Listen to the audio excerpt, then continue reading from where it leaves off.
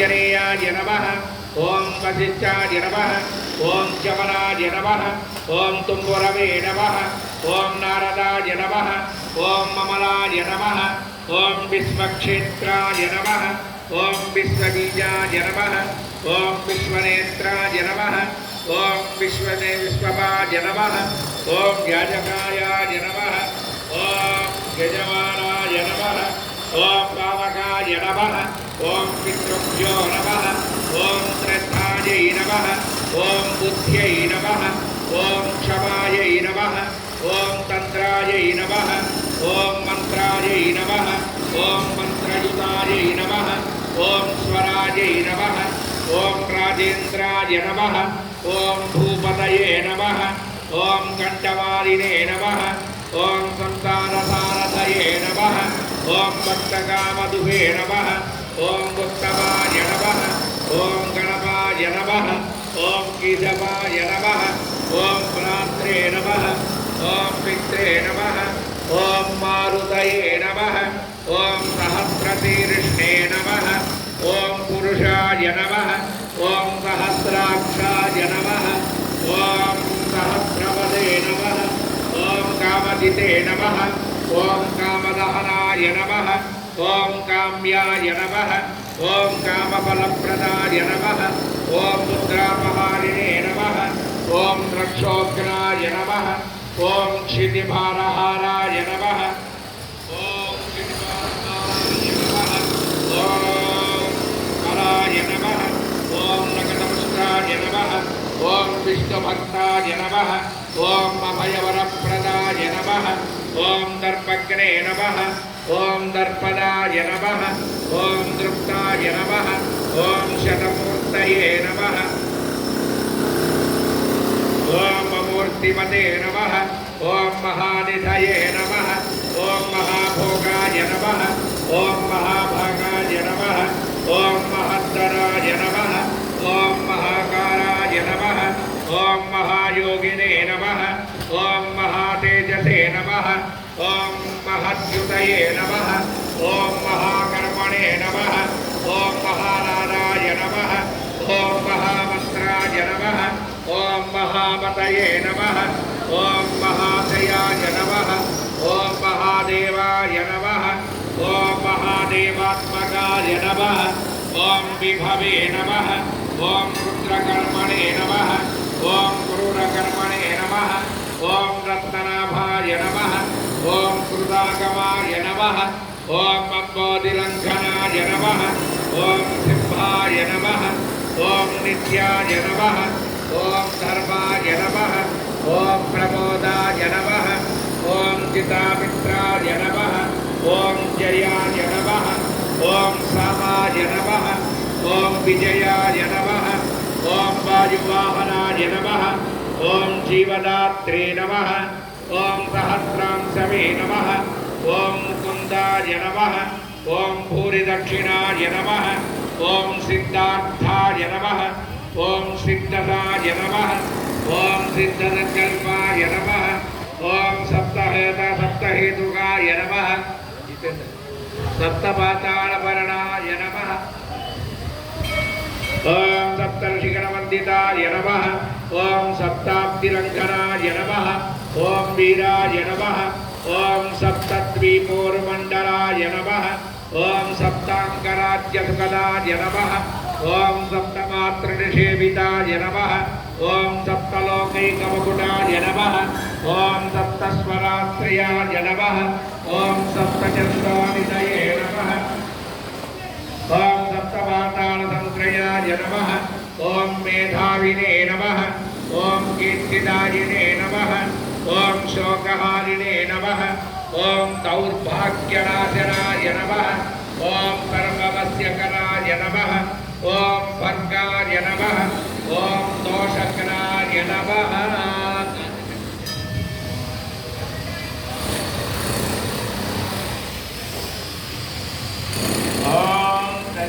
प्रत्यवात्मुखस्तम्भाय नमः ॐ दुष्टचित्तप्रसादनाय नमः ॐ पराविचारशमनाय नमः ॐ दुःखघ्नाय नमः ॐ बन्धमोक्षदाय नमः ॐ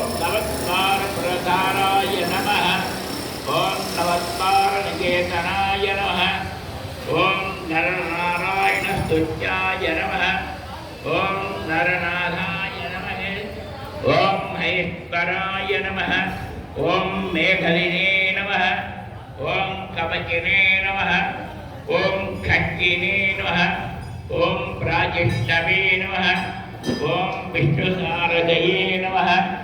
ॐ बहुयोजन विस्तीर्ण पुञ्जाय नमः ॐ पुज्यहतासुराय नमः चक्रहनेत्रे नमः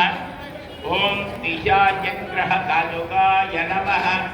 ॐ बालाग्रहविनाशिने नमः ॐ धर्मज्ञाय नमः ॐ नेत्रे नमः ॐ कृपाकराय नमः ॐ उग्रकृत्याय नमः ॐ उग्रवेगाय नमः ॐ उग्रनेत्राय नमः ॐ शतक्रतवे नमः ॐ शतमन्यवे नमः ॐ स्तुत्याय नमः ॐ स्तुतये नमः ॐ स्तोत्रे नमः ॐ महाबलगणाय नमः ॐ समग्रगुणशालिने नमः ॐ व्यग्राय नमः ॐ रक्षो विनाशकाय नमः ॐ रक्षोग्रहस्ताय नमः ॐ ब्रह्मेशाय नमः ॐ श्रीधराय नमः ॐ भक्तवत्सलाय नमः ॐ मेघनाथाय नमः ॐ मेघरूपाय नमः ॐ मेघवृष्टिनिवारकाय नमः ॐ मेघजीवनहेतवे नमः ॐ मेघश्यामाय नमः ॐ परात्पराय नमः ॐ समीरतनयाय नमः ॐ भवत्रे नमः ॐ तर्कविद्याविचारदाय नमः ॐ अमोघाय नमः ॐ अमोघवृद्धाय नमः ॐ कृष्णकाय नमः ॐ अनिष्टनाशयाय नमः ॐ अर्थाय नमः ॐ अनर्थावरणे नमः ॐ समर्थाय नमः ॐ रामसेवकाय नमः ॐ पार्थिने नमः धन्याय नमः ॐ अधुरारावतये नमः ॐ पुण्डरीकाक्षाय नमः ॐ अक्कवते नमः ॐ शङ्कर्षणाय नमः ॐ विशुद्धात्मने नमः ॐ विद्याराधये नमः ॐ सुरेश्वराय नमः ॐ अचलोत्कारकाय नमः ॐ विद्याय नमः ॐ हेतुप्रजे नमः ॐ नामसारथये नमः ॐ आनन्दाय नमः ॐ परमानन्दाय नमः ॐ मध्याय नमः ॐ कूर्माय नमः निधये नमः ॐ शमाय नमः ॐ नाराय नमः ॐ नारसिंहाय नमः ॐ कामनाय नमः ॐ शमनविद्याय रामाय नमः ॐ कृष्णाय नमः ॐ शिवाय नमः ॐ बुद्धाय नमः ॐ कल्किने नमः ॐ रामाश्रयाय नमः ॐ धराय नमः ॐ सर्वभूताय